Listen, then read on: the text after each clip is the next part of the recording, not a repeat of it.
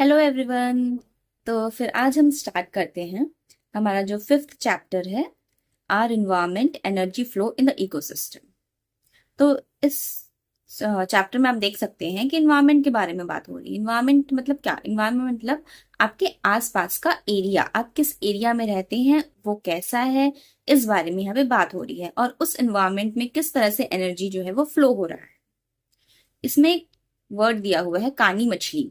ठीक, कानी मछली के बारे में बात कर रहे हैं, जो क्लास नाइन्थ में भी था। हमने क्लास नाइन्थ का जो चैप्टर था हैबिटाट, उसमें देखा था कानी मछली के बारे में कि एक मछली है, वो कुटुम्बसार केव में रहती है। वही उसका क्या है, हैबिटाट। जो हैबिटाट होता है वो बहुत इंपॉर्टेंट होता है किसी भी ऑर्गेनिज्म के लिए, सर्वाइवल के लिए। और जो रिलेशन, आप जहाँ एनवायरमेंट में, जहाँ पे आप रह रहे हैं, जिस एरिया में आप रह रहे हैं, वहां पे जो बायोटिक और एबायोटिक कंपोनेंट्स है। बायोटिक मतलब कैसे, जिंदा। जिंदा मतलब पेड़ मिल जाए, जो बर्ड्स हैं, एनिमल्स हैं, ये सब कहेंगे बायोटिक में आएंगे। और एबायोटिक मतलब कैसे चीजें, जैसे हमारे पास में टेबल, चेयर, फैन, ये सारी चीजें, पत्थर वगैरह, स्टोन्स, ये सारी जो चीजें आती हैं, ये एबायोटिक में आता है। तो आपके आसपास में जो बायोटिक चीजें हैं और जो एबायोटिक चीजें हैं। ओके, तो सबसे पहले मैंने बताया कि कानी मछली के बारे में, जो कि कुटुम्बसार केव में मिलता है, केव में रहती है। ठीक है, वो उसका क्या है, नेचुरल हैबिटाट है, वो वही रहती है। उसके साथ में वहां पे और कुछ चीजें होंगी जो एबायोटिक होंगे, जिसमें क्या है, जान नहीं होगा। कुछ बायोटिक भी फैक्टर्स होंगे उस हैबिटाट में, जिसमें क्या है, जान होगा। ठीक, ये क्या है, ये भी बहुत इंपॉर्टेंट होती है किसी भी ऑर्गेनिज्म के लिए वहां पे रहने के लिए। वो मछली अगर वहां पे रह रही है तो कुछ चीजों को वो खा रही होगी, क्या पता वो चीजें ऐसी चीज हो, बायोटिक चीजें हों, कुछ और छोटी मछली हों, कुछ कीड़े हों, कुछ ऐसी चीजें अगर वो अवेलेबल है वहां पे, तभी वो वहां पे जिंदा रह पा रही है। ठीक? हमने क्या देखा था, हमने फर्स्ट चैप्टर जब पढ़ा हुआ था एवोल्यूशन का, तो उसमें हमने देखा था कि कोई भी जो एनिमल है, ऑर्गेनिज्म है, वो जगह में जाके, किसी भी जगह में जाके क्या कर रही, एडॉप्ट कर ले रही है।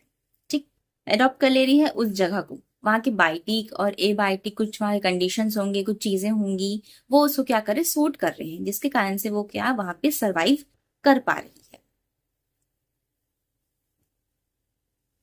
और साथ में क्या होता है, इस कारण से जिस भी ऑर्गेनिज्म को वो जगह सूट करती है ना, वो ऑर्गेनिज्म वहां पे क्या है, ग्रो करने चालू करता है, उसका पॉपुलेशन वहां पे बढ़ने लगता है। और वो क्या करता है, अदर ऑर्गेनिज्म के पॉपुलेशन को इम्पैक्ट करता है। The population of the adopted organisms increases and impacts the population of the other organisms of the same habitat। ठीक, किसी भी जीव जंतु या प्राणी को क्या होता है, अगर वो जगह सूट कर जा रही है तो उसका पॉपुलेशन ग्रो करेगा, नेचुरली ग्रो करेगा, क्योंकि वहां पे वो बहुत ही उसको अच्छा लग रहा है, अच्छा फील हो रहा है, तो वो ग्रो करने लगेगा। लेकिन वहीं जो दूसरे ऑर्गेनिजम्स होंगे, उनको क्या है, ये जो लोग हैं बहुत ज्यादा जो ग्रो कर रहे हैं, ये क्या करने लगेंगे, दबाने लगेंगे, अफेक्ट करने लगेंगे इनको। तो ये कुछ परेशानियां आती हैं। ठीक? इसमें क्या है, रिलेशनशिप देख रहे हैं हम लोग। हम लोग एक क्या करें, इन्वायरमेंट क्रिएट कर रहे हैं। यहाँ पे जो एक स्टडी दिया हुआ है, स्टडी करने के लिए एक्टिविटी जो दिया हुआ है, मतलब देखना है कि एक एरिया में किस तरह से जो ऑर्गेनिजम्स हैं, वो किस तरह से वहां पे हैबिटाट में सरवाइव कर पा रहे हैं, नहीं कर पा रहे हैं, उनका पॉपुलेशन इंक्रीज हो रहा है कि नहीं हो रहा है, उनको क्या अफेक्ट पड़ रहा है। ये कुछ चीजें भी यहाँ पे हमको ऑब्जर्व करना है, देखना है। इसके लिए क्या किया गया है, एक एरिया लिया गया है, गार्डन का एरिया लिया गया है। इस गार्डन के एरिया में क्या किए हैं, इसको दो पार्ट में डिवाइड कर दिए हैं। ठीक,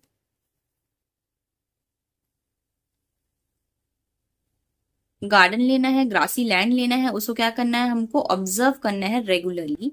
5 दिन तक हमको उसको ऑब्जर्व करना है, डेली ट्वाइस, 2 बार, एक सुबह में, एक शाम को, उसको ऑब्जर्व करने हमको जाना है।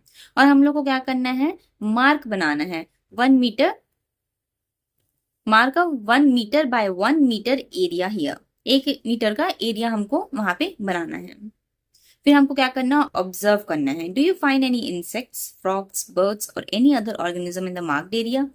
आपको ऑब्जर्व करना है, आपने जो एरिया को मार्क किया हुआ है ना 2 पार्ट में, उसमें आपको देखना है कि आपको वहां पे कोई फ्रॉग दिख रहा है, कोई बर्ड दिख रहा है, कोई अदर ऑर्गेनिज्म दिख रहा है। उनके क्या करना है, नाम्स, नेम लिखने हैं आपको। उनको क्या करना है, काउंट करना है। उनके पॉपुलेशन के अकॉर्डिंग पेड़ है तो पेड़ को आपको काउंट करना है। Is there any trees, herbs, bushes, ये सबको आपको क्या करना है, काउंट करना है, और इनको प्लांट की कैटेगरी में आपको लेना है। फिर इसके बेसिस में आपको कुछ क्वेश्चन के जवाब देने पड़ेंगे। जैसे could you observe any food chain, और food web in the marked area, आपको वहां पे कोई फूड चेन या फूड वेब दिखाई दे रहा है। फूड चेन फूड वेब जो है वो 9th क्लास में था। चेन में क्या होता है, एक लीनियर फ्लो होता है एनर्जी का। यहाँ पे एक ऑर्गेनिज्म है, फिर उसके बाद में यहाँ पे एक ऑर्गेनिज्म है, यहाँ पे कुछ ऑर्गेनिज्म है, मतलब ये ऑर्गेनिज्म इस ऑर्गेनिज्म को खाएगा, ये वाला इस ऑर्गेनिज्म को खाएगा। इस तरह से क्या है, एनर्जी फ्लो होता है एक लाइन में, फूड चेन में। और फूड वेब के केस में क्या होता है, यहाँ पे एक ऑर्गेनिज्म है, ये है, ये है, ये इस तरह से, ये इसे खाएगा, ये इसे खाएगा, ये वाला इसको खाएगा, ये इसको, इस तरह से एक वेब जाल बना रहता है एनर्जी फ्लो का। वो फूड वेब की कैटेगरी में आता है। और फूड चेन में एक तो क्या है, लीनियर लाइन रहता है। तो आपको देखना है उस एरिया में क्या इस तरह से हो रहा है, क्या वहां पे कोई इंसेक्ट है जिसे कोई बर्ड आके खा रही है, उस बर्ड को कोई अदर एनिमल खा रहा है जैसे कैट खा ले रही है, इस तरह से क्या एनर्जी फ्लो हो रहा है, ये देखना है। या कोई फूड वेब बन रहा है, एक दूसरे को जानवर जो है या फिर खा ले रहे हैं इस तरह से। ये कुछ चीजें आपको ऑब्जर्व करनी है। साथ में can you observe any food web और food chain in the whole garden. उसके बाद में क्या है, यहाँ पे तो आपने एक एरिया लिया हुआ था कि आपको अब ऑब्जर्व करना है या पूरे गार्डन में आपको ऐसा कुछ दिख रहा है। उसके बाद में दिखना है what are the biotic and abiotic factors in your area. उस एरिया में बायोटिक फैक्टर्स क्या है और ए बायोटिक फैक्टर्स क्या है, ये भी आपको देखना है। उसके बाद what are the differences in biotic factors of the morning and the evening hours. मतलब जो बायोटिक फैक्टर्स है ना, ए बायोटिक फैक्टर्स, तो ए बायोटिक फैक्टर्स में मॉर्निंग में और इवनिंग में ठीक क्या डिफरेंसेस दिख रहे हैं ए बायोटिक फैक्टर्स में, ये आपको क्या करना है, ऑब्जर्व करना है। 5 दिन तक आपको ऑब्जर्व करना है इस चीज को, और ट्वाइस 2 बार इसको क्या करना है, दिन में आपको ऑब्जर्व करना है। उसके बाद क्या है, उसका आंसर देना है। उसका आंसर देना है कि ऐसा मतलब फूड चेन है, फूड वेब है, वहां पे कोई ए बायोटिक फैक्टर है क्या, ए बायोटिक फैक्टर या बायोटिक फैक्टर्स है क्या, प्लांट्स वगैरह वहां पे अवेलेबल है, ये कुछ आपको खुद एक्सपेरिमेंट करना है। और ये सब चीजें क्या है, कोई भी इन्वायरमेंट में ये सारी चीजें चलती हैं, होता है। हर कोई एक दूसरे के ऊपर डिपेंडेंट होता है। ए बायोटिक फैक्टर्स के ऊपर भी हम डिपेंडेंट हैं। आज मैं वीडियो बना रही हूँ तो मुझे क्या चाहिए, टैब चाहिए, मोबाइल चाहिए, तो क्या ए बायोटिक फैक्टर के ऊपर मैं डिपेंडेंट हूँ। और उसके बाद इससे हम लोग क्या चीजें पढ़ेंगे, इस चैप्टर में हम लोग पढ़ेंगे कि all organism in an area depend on each other and the environment for some basic needs like food, reproduction and shelter. ठीक, सारे जो ऑर्गेनिजम्स हैं, हम सब जो ऑर्गेनिज्म है वो क्या, हम सब एक दूसरे के ऊपर क्या है, डिपेंडेंट होते हैं। ठीक है, डिपेंडेंट होते हैं। किसी भी एरिया में अगर मैं रह रही हूं तो मैं बाकी लोगों के ऊपर भी डिपेंडेंट हूँ। डिपेंडेंट और किसी भी इन्वायरमेंट में कुछ बेसिक नीड्स के कारण, किस कारण से, फूड के कारण, रिप्रोडक्शन और शेल्टर के कारण। जैसे एग्जाम्पल ले सकते हैं, लोग जनरली क्या है गांव में रहते हैं तो उन्हें बहुत सारी बेसिक फैसिलिटीज क्या है मिल नहीं पाती है, इसलिए वो क्या करते हैं, वो स्विच करते हैं, वो आते हैं सिटी में। अपना हैबिटेट का क्या करते हैं, वो चेंज करते हैं ताकि उनका जो लिविंग है वो क्या है, ईजी हो पाए। तो एक दूसरे पे लोग डिपेंडेंट होते हैं। अगर मैं यहाँ पे रह रही हूँ तो मैं किसी के ऊपर डिपेंडेंट हूँ, वहां पे मुझे क्या फैसिलिटीज मिल रही है इसलिए मैं यहाँ पे रह रही हूँ। अगर मैं कहीं और पे रहूंगी जहाँ कोई नहीं है आसपास में, तो रहना इंसान के लिए बहुत मुश्किल हो जाएगा। तो हैबिटेट भी क्या है, वो अफेक्ट करता है इंसान के सर्वाइवल को। We can study this interrelationship of organisms and the environment on the basis of. और यही जो इंटर रिलेशनशिप है ना, कि मेरा जैसे मेरा रिलेशनशिप है किसी दुकानदार के साथ में, कि दुकानदार मुझे क्या दे रहा है, राशन दे रहा है, ग्रोसरी दे रहा है, तो मुझे ये जगह बहुत अच्छा लग रहा है क्योंकि इस जगह से मुझे क्या आसानी से क्या मिल रहा है, चीजें मुझे अवेलेबल मिल जा रही है। ठीक, तो इसी रिलेशन को हम पढ़ेंगे। इसी इन्वायरमेंट में आसपास और भी चीजें, हॉस्पिटल्स हैं यहाँ पे बैंक है, तो क्या है, इन सबके साथ में मेरा एक अच्छा रिलेशन है। तो वो उसका बेसिस देख लेते हैं कि क्या क्या बेसिस हो सकते हैं। ये तो मैं आपको ये नॉर्मल लाइफ के बारे में बताई थी, मैं आपको इन्वायरमेंट के बारे में बता रही हूँ, हमारा जो इन्वायरमेंट है उसमें किस तरह से ये सारी चीजें काम करती हैं। तो हम लोग पढ़ेंगे inter relationship between biotic components. We shall study this with the help of food chains, food webs and ecological pyramids. हम लोग पढ़ेंगे inter relationship between biotic components. Biotic components मैंने बताया जिसमें जान है, जीव जंतु हैं, ऐसे चीजों के हम लोग इंटर रिलेशन पढ़ेंगे। जैसे एनिमल्स के और बर्ड्स के बीच में क्या रिलेशन है, एनिमल्स और ह्यूमन के बीच में क्या रिलेशन है, किस तरह से फूड चेन और फूड वेब जो है या पिरामिड, इकोलॉजिकल पिरामिड है, ये किस तरह से हेल्पफुल है स्टडी करने के लिए, ये पढ़ेंगे हम लोग। फिर हम वो इंटर रिलेशन पढ़ेंगे किससे किसके बीच में, बायोटिक और ए बायोटिक कंपोनेंट्स के बीच में, जिसमें जान है और जिसमें जान नहीं है। एबायोटिक कंपोनेंट्स में क्या क्या आएंगे, सॉइल आएगा, एयर आएगा, वाटर आएगा, वेदर आएगा, क्लाइमेट आएगा। ठीक है। एबायोटिक फैक्टर्स जो हैं उसमें क्या आता है आप देख लीजिए, इसमें आएंगे सॉइल आएगा, ठीक है, एयर आएगा, वाटर आएगा, इन सब में जान नहीं है but still they are very important for our survival. ठीक है। क्लाइमेट भी बहुत इंपॉर्टेंट है, अगर बहुत ज्यादा ठंडी होगी बहुत मुश्किल हो जाएगा लोगों का सर्वाइवल, राइट। वेदर में भी इंपॉर्टेंट है, वाटर तो मोस्ट इंपॉर्टेंट है। ये क्या है, बायोटिक है, ए बायोटिक कंपोनेंट है, still it is very important for our survival, right. Air भी बहुत इंपॉर्टेंट है, ये हम लोग पढ़ेंगे न्यूट्रिएंट साइकिल के थ्रू। We shall study this with the help of a nutrient cycle. Okay, so we shall try to study the flow of energy mainly among biotic components with a mention of about energy flow into abiotic environment. ठीक। Food chain हम लोग क्या क्या पढ़ने वाले हैं, food chain, food web, ecological pyramids, food chain, food web, ecological pyramid, nutrient cycles are the model that help us to study present and understand the interrelationships of diverse organisms and the environment in either certain areas or in general areas. ठीक, ये सारी चीजें क्या है, helpful होती हैं हमें study करने के लिए। रिलेशनशिप, हमें रिलेशनशिप पढ़ना है, डाइवर्स ऑर्गेनिज्म, बहुत सारे जो ऑर्गेनिजम्स है ना अलग अलग प्रकार के, उनके बीच में रिलेशन के लिए हमें इन सब चीजों की जरूरत पड़ती है, पढ़ने की जरूरत पड़ती है। अब देख लेते हैं हम इकोसिस्टम क्या होता है करके। ठीक, ये इकोसिस्टम बेसिकली क्या होता है, एक सेल्फ कोऑर्डिनेटेड सिस्टम रहता है डेवलप्ड इन एन इन्वायरमेंट। हमारे इन्वायरमेंट में एक सेल्फ कोऑर्डिनेटेड का मतलब क्या होता है कि खुद से चलता है, ये इसे बाहर से आके कोई नहीं चलाता है। जो हमारा इकोसिस्टम है जहाँ पे पेड़ पौधे पत्ते सारी चीजें हैं, यहाँ इसे कोई चला नहीं रहा है, ये खुद से चल रही है, सेल्फ कोऑर्डिनेटेड होती है, एक सिस्टम होती है जो हमारे एनवायरमेंट में डेवलप हुए रहती है, इसे हम बोलते हैं ecosystem. A self-coordinated system developed in environment which we call as ecosystem due to interrelationship of environmental components। और इकोसिस्टम में क्या होता है, ये सेल्फ कोऑर्डिनेटेड है और एक दूसरे के ऊपर क्या है, डिपेंडेंट होती है और अपने आप चलती है ये। ठीक, ये किसके द्वारा दिया गया था, यहाँ पे लिखा हुआ है 1935 में मिला हुआ था। अकॉर्डिंग टू हिम, ये यहाँ पे जो साइंटिस्ट थे टैंसले, इनके अकॉर्डिंग क्या था, according to him the interrelationship of biotic and abiotic components in an environment form a system of continuous exchange of nutrient energy. According to him, the interrelationship of biotic and abiotic components in an environment forms a system of continuous exchange of nutrient, energy, etc. तो इनके according क्या होता था, inter relationship जो है किससे किसके बीच में, मतलब रिलेशनशिप जो एक दूसरे के बीच में किससे किसके, एबायोटिक और एबायोटिक कंपोनेंट के बीच में हमारे इन्वायरमेंट में, वो क्या करता है, एक क्या बनाता है, सिस्टम बनाता है जिसमें क्या है, एनर्जी क्या है, फ्लो होता है। एक जगह से, एक ऑर्गेनिज्म से एनर्जी क्या है, फ्लो हो रही है दूसरी जगह तक, इनका ऐसा कहना था। Bye collecting, comparing, analyzing data collected of different parameters in the environment, we can predict and find out the effect of certain specific parameters on the environment. Thus, the study of interrelationship based mainly on exchange of nutrients and energy between biotic and abiotic components is the study of an environmental system, in short, ecosystem. जो inter relationship है ना, basically the study of the inter relationship, एक दूसरे के ऊपर हम लोग inter related है, बेस्ड है, मतलब क्या है हमारे बीच में जो एक रिलेशन सबके बीच में, वो मेनली किस चीज पे बेस है, किस चीज पे मतलब बोल सकते हैं किस चीज पे बेस्ड है वो, तो वो बेस्ड है exchange of nutrients and energy between biotic and abiotic components. ठीक, एक्सचेंज ऑफ न्यूट्रिएंट्स पे बेस्ड है और energy between biotic abiotic components.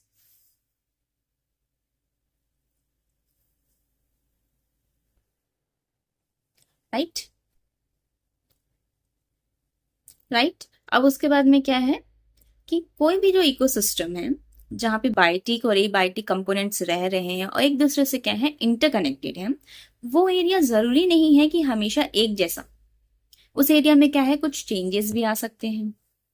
ठीक, उस एरिया में क्या होते हैं, कंटिन्यूअस चेंजेस भी आते हैं due to diverse natural phenomena के कारण, मतलब नेचर में कुछ ऐसी चीजें होती रहती हैं जिसके कारण से क्या होता है, उस इकोसिस्टम में बहुत बदलाव भी आते हैं। और कुछ कारण हो सकते हैं, जैसे ह्यूमन के इंटरवेंशन भी एक कारण हो सकता है कि ह्यूमंस जो होते हैं ना, वो क्या करते हैं, उस इकोसिस्टम में घुसने की कोशिश करते हैं, उसे बर्बाद कर देते हैं। जैसे कि क्या होता है, फॉरेस्ट एरिया है, अभी फॉरेस्ट एरिया की जब कटाई होगी तो वहां पे जो इकोसिस्टम है ना, जो बना हुआ है, जहाँ पे पेड़ रह रहे हैं, जो वहाँ पे जानवर रह रहे हैं, जो बर्ड्स रह रहे हैं, वो उनका अपना एक इकोसिस्टम है। जब वहां पे ह्यूमन क्या कर रहा है, इंटरवीन कर रहा है, उसे काटने जा रहा है, तो वहां का इकोसिस्टम क्या है, गड़बड़ हो रहा है। मतलब इकोसिस्टम भी चेंज होता है। किन किन कारणों से? नेचुरल फेनोमेना भी हो सकता है, ह्यूमन का इंटरवेंशन भी हो सकता है, जो क्या कर सकता है, चेंजेस कर सकता है वहां के इकोसिस्टम के कंडीशन में। ठीक। और हम लोग इकोसिस्टम, अलग अलग तरह के इकोसिस्टम इसमें पढ़ेंगे हम लोग, जिसमें एक हम पढ़ सकते हैं गार्डन के बारे में, tree, like a tree, garden, farm, forest.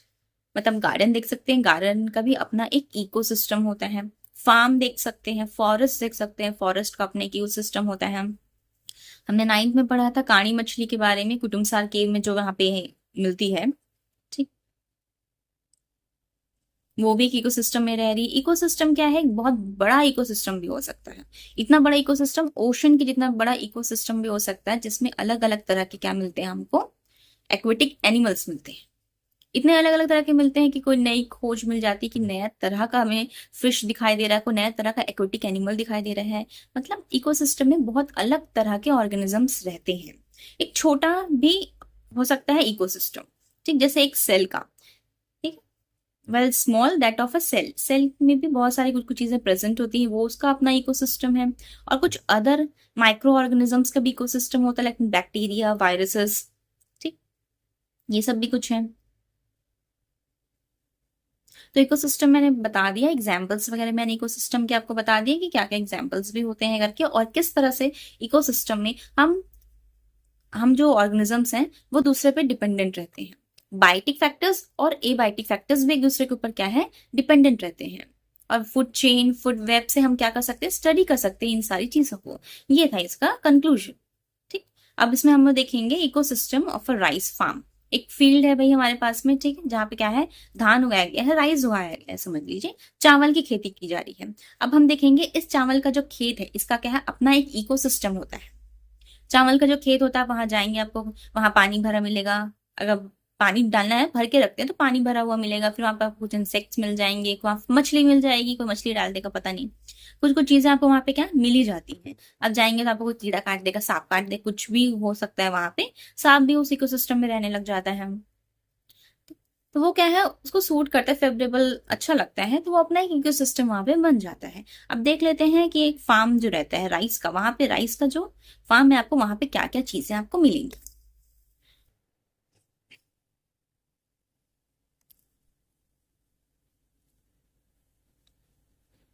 तो इकोसिस्टम जो रहता है राइस फार्म का, सबसे पहले हमको ये तो पता है कि जो प्लांट्स होते हैं वो प्रोड्यूसर्स होते हैं। प्रोड्यूसर्स कौन होते हैं? जो अपना खाना खुद ही बनाते हैं। प्लांट्स हैं, अपना खाना खुद बनाते हैं। वो किस चीज से अपना खाना बनाते हैं? Solar energy. सोलर एनर्जी को क्या करते हैं, वो स्टोर करते हैं और उससे फोटोसिंथेसिस करके अपना खाना ये खुद बनाते हैं। और प्लांट्स क्या होते हैं, ये अपने प्रोड्यूसर्स होते हैं, अपना खाना खुद बनाते हैं। और इकोसिस्टम में जो प्रोड्यूसर्स होते हैं, उनके बजाय बाकी जो अदर एनिमल्स होते हैं ना, वो कंज्यूमर्स होते हैं, जो क्या करते हैं, कंज्यूम करते हैं। कुछ क्या करते हैं, प्लांट्स को कंज्यूम करते हैं, कुछ जो है अदर ऑर्गेनिज्म को कंज्यूम करते हैं। सिर्फ प्लांट्स ही प्रोड्यूसर्स की कैटेगरी में आते हैं, बाकी क्या होते हैं, बाकी सारे कंज्यूमर्स होते हैं। और राइस फार्म में प्रोड्यूसर कौन होता है? राइस का जो प्लांट होता है ना, राइस प्लांट, वो उसका प्रोड्यूसर होता है। और कुछ अदर ऑर्गेनिजम्स होते हैं जो वहां पे क्या है, सरवाइव करने लग जाते हैं उस इकोसिस्टम में। और कुछ ऐसे भी होते हैं जो वहां पे आते हैं, उसके बाद में उस एरिया को छोड़ के वो चले जाते हैं। मतलब हमेशा के लिए उस एरिया में वो नहीं रहते हैं, कुछ टाइम रहेंगे, उसके बाद में वो क्या है, वहां से चले जाते हैं। तो आपको ऑब्जर्व करना है कि राइस फील्ड में आपको अब क्या क्या चीजें, क्या क्या आपको दिख सकता है, क्या क्या आपको मिल सकता है। यहाँ पे एक डायग्राम बना हुआ है कि ये राइस का फील्ड है। आप देख सकते हैं, सबसे पहले नीचे में देखना, आपको नीचे में यहाँ पे फिश दिख रही है, राइस के फील्ड में फिश है। यहाँ पे कुछ इंसेक्ट्स वगैरह दिख रहे हैं, फिश क्या करेगी, इस इंसेक्ट को खा लेगी। अब उसके बाद में यहाँ पे आपको और कुछ चीजें दिखेंगी, आउल, आउल भी आएगा खेत में, सांप भी आते हैं खेत में, बर्ड्स आते हैं, स्पाइडर, इंसेक्ट्स, रैट भी आते हैं, चूहे आते हैं, नुकसान भी पहुंचाते हैं, स्क्विरल आते हैं, रैबिट आते हैं, फॉक्स आएगा, फॉक्स भी आएगा भाई। फॉक्स देखना आएगा, रैट आया है मतलब यहाँ पे, रैबिट आया है क्या, स्क्विरल आया है क्या, उनको मार के खाएगा ये। फ्रॉग, स्नेक आएगा, स्नेक आएगा तलाश में फ्रॉग की। फिर यहाँ पे कुछ इंसेक्ट्स वगैरह भी हैं। इस तरह से आप देख सकते हैं ह्यूमंस भी आते हैं। ह्यूमंस भी क्या करेंगे, यहाँ पे आएंगे, निगरानी रखने के लिए आएंगे ह्यूमंस यहाँ पे बेसिकली इस एरिया में। तो इस इकोसिस्टम में राइस का फार्म जो इकोसिस्टम बना हुआ है ना, उस एरिया में आपको ये सारी चीजें यहाँ पे मिल जाएंगी। और आप देख सकते हैं यहाँ पे कौन सा जानवर क्या किसको खा रहा है। जैसे कि यहाँ पे स्नेक दिख रहा है आपको, स्नेक जो है वो क्या चीज को खा रहा है, यहाँ पे आपको जो दिख रहा है ये इंसेक्ट, यहाँ पे कार्निवोरस इंसेक्ट दिख रहा है ये, और फ्रॉग। तो स्नेक ये तीनों चीज को खाने के लिए आ रहा है। उसके बाद स्नेक इसको भी खा लेगा, ये बर्ड को भी स्नेक खा लेगा। यहाँ पे स्नेक जो है इस रैट को भी खा लेगा, स्नेक आएगा और स्क्विरल को भी खा लेगा, रैबिट को इंसान भी इंसान खा लेगा ऐसे मतलब। और यहाँ पे आपको दिख रहा है फॉक्स दिख रहा है, तो फॉक्स स्क्विरल को भी खा लेगा, रैट को भी खा लेगा, बर्ड को भी खा लेगा। इस तरह से क्या है, फूड चेन नहीं है इसमें, इसमें क्या है फूड वेब है। आप देख सकते हैं किस तरह से जाल बना हुआ है खाने का, फूड वेब का, एनर्जी फ्लो का। इसमें क्या है, इसमें आपको एक एस्टिमेट बनाना है कि आपको सबसे ज्यादा चीजें यहाँ पे क्या नजर आ रही हैं। सबसे ज्यादा आपको यहाँ पे क्या दिखेगा, राइस का प्लांट दिखेगा, फिर आपको रेड्स दिखेंगे, फिर स्नेक्स दिखेंगे, फिर यहाँ पे हॉक्स दिखेंगे। फिर आपको डिस्कस करना है यहाँ पे which organisms are consumer in a given food chain. अब आप बताइए इसमें से कंज्यूमर कौन से है इस फूड चेन में।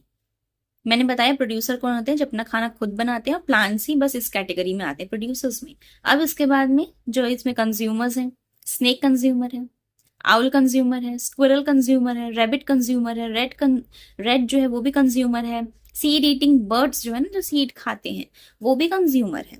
राइट, ये आपको क्या करना है, डिस्कस करना है। इस यहाँ पे जो चार्ट बना हुआ है ना, फ्लो चार्ट, इसको आपको देख के यहाँ पे डिस्कस करना है।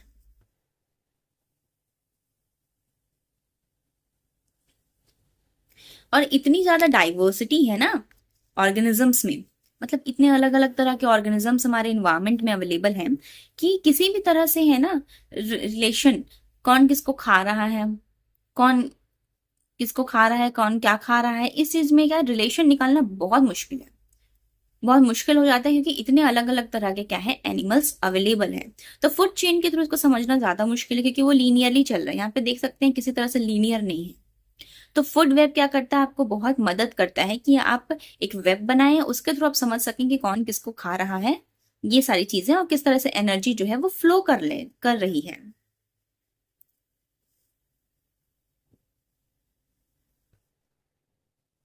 राइट, और यही जो ऑर्गेनिजम्स होते हैं ना, वो क्या करते हैं, अलग अलग ट्रॉफिक लेवल्स में रहते हैं, एक लेवल बनाया रहता है,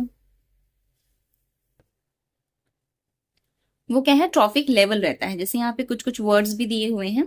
अ food web gives a better preview of the same.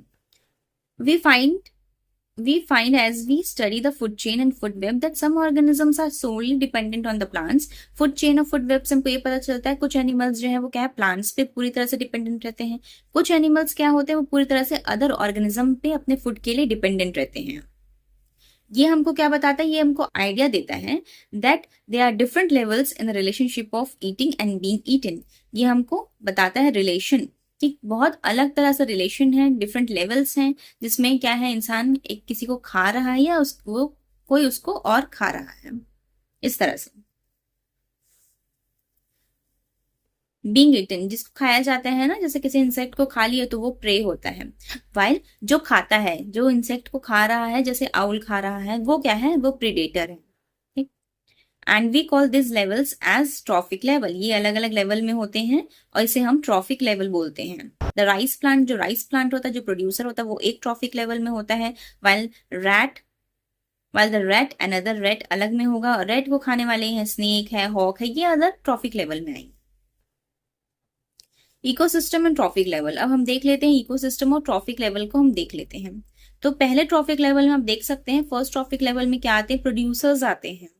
ठीक, प्रोड्यूसर्स आएंगे जो खाना खुद बना रहे हैं, प्लांट्स। सेकंड ट्रॉफिक लेवल में कौन आते हैं, प्राइमरी कंज्यूमर्स। प्राइमरी कंज्यूमर्स का आते हैं जो प्लांट्स को खा रहे हैं, वो प्राइमरी कंज्यूमर्स में आएंगे। फिर थर्ड ट्रॉफिक लेवल में आएंगे सेकेंडरी कंज्यूमर्स, जो जो एनिमल प्लांट्स खाते हैं ना उनको खा रहे हैं। उसके बाद आएंगे फोर्थ ट्रॉफिक लेवल में कौन आएंगे, टर्शियरी वाले आएंगे, जो उड़ रहे हैं, बर्ड्स वगैरह जो आपको दिख रहे हैं ना, ये सारी चीज आएंगी टर्शियरी ट्रॉफिक लेवल में। एक क्वार्टरनरी कंज्यूमर भी हैं जो टॉप लेवल में आते हैं, फिफ्थ लेवल में आते हैं। तो इस तरह से क्या होता है, हमारा जो फूड वेब है ना, वो भी डिवाइड रहता है अलग अलग लेवल्स में, प्रोड्यूसर्स के लिए अलग, प्राइमरी कंज्यूमर के लिए अलग, सेकेंडरी कंज्यूमर के लिए अलग, इस तरह से डिवाइड करके रखा गया है इसे।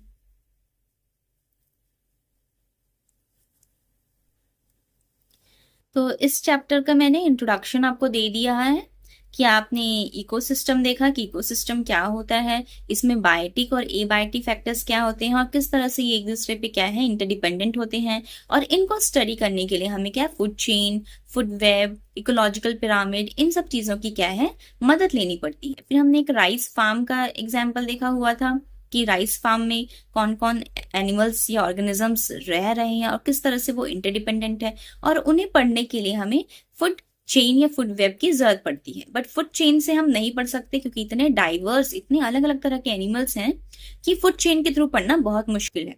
तो हम फूड वेब पढ़ते हैं।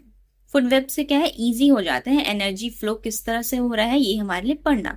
अब उसके बाद में ये जो डिफरेंट ऑर्गेनिजम्स है ये भी क्या है डिफरेंट डिफरेंट ट्रॉफिक लेवल में डिवाइडेड है। प्रोड्यूसर्स वाले पहले लेवल में आएंगे, प्राइमरी कंज्यूमर वाले जो है वो सेकेंड ट्रॉफिक लेवल में आएंगे, थर्ड, इस तरह से क्या है चलता जाएगा। इसके बाद में हम इकोसिस्टम और ट्रॉफिक लेवल देखेंगे, डिफरेंट ट्रॉफिक लेवल्स क्या क्या है, कौन इस कैटेगरी में आता है, ये सारी चीजें हम पढ़ेंगे। और आज का वीडियो हम यही करते हैं। हमारा वीडियो जो भी देख रहे हैं प्लीज हमारे चैनल को कम से कम सब्सक्राइब कर लीजिए, वीडियो को लाइक करिए और शेयर करिए ताकि बाकी बच्चों तक भी हमारा कंटेंट पहुंच जाए और वे भी इन कंटेंट का यूज कर सकें, पढ़ सकें। राइट, तो मिलते हैं नेक्स्ट वीडियो में। Thank you.